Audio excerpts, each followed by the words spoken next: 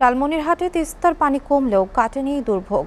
জলাবদ্ধতায় বাদাম ক্ষেত ও আমনের বীজতলা ক্ষতির মুখে পড়েছে।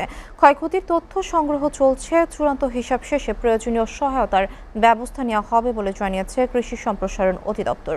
লালমনিরহাট প্রতিনিধি খায়রুল ইসলামের পাঠানো তথ্য ও ছবিতে ডেস্ক প্রতিবেদন। উজানের ভারী বৃষ্টিপাত ও পাহাড়ি ঢলে বিস্তীর্ণ এলাকা প্লাবিত হয় লালমনিরহাটে, কিন্তু স্থানীয়ভাবে বৃষ্টিপাত কমে গেলে তিস্তার পানি কমতে থাকে, আর এরই সঙ্গে দৃশ্যমান হতে থাকে ক্ষয়ক্ষতির পরিমাণ। বন্যার কারণে আমার বেসন গোড়া নষ্ট হয়ে যাচ্ছে, পচি যাচ্ছে। মানে 4 দিন থেকে বেসনগুলো তলে পড়ে গেছে, তলে পড়িতে হলে পচি গেল।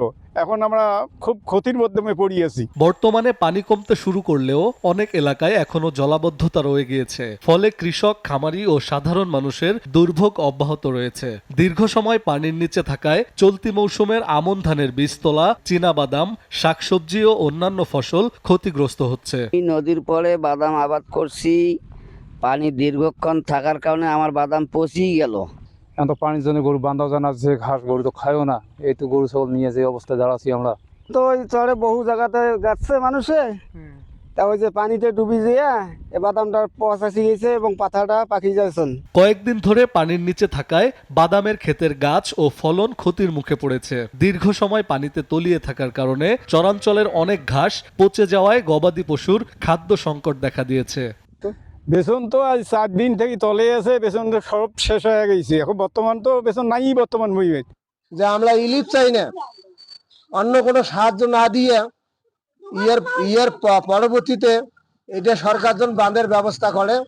তো আমরা বাপদার আমল থেকে শুনতেছি যে তিস্তা নদী খনন হয়, কত সরকার আসলো গেল, কোনো তিস্তা নদীর কোনো কাজ করতে পারলো না।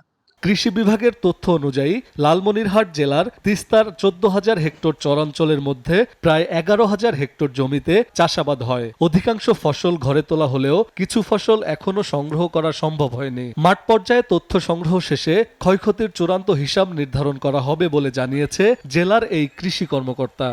আমাদের যে চর, টোটাল চর হলো আমাদের প্রায় 14,000 হেক্টরের মতো।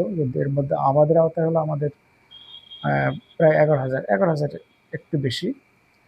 তো তবে যেহেতু পূর্বাভাস আছে, যে আমরা কৃষকদেরকে সতর্ক করছি যে যেগুলো ফসল মাঠে অল্প কিছু যেটা দণ্ডায়মান আছে, যেটা হারভেস্ট করার মতো, তারা সেটার জন্য দ্রুত হারভেস্ট করে। এদিকে ক্ষতিগ্রস্ত কৃষক ও খামারিরা দ্রুত ক্ষয়ক্ষতির সঠিক মূল্যায়ন, পুনর্বাসন এবং প্রয়োজনীয় সরকারি সহায়তার দাবি জানিয়েছেন।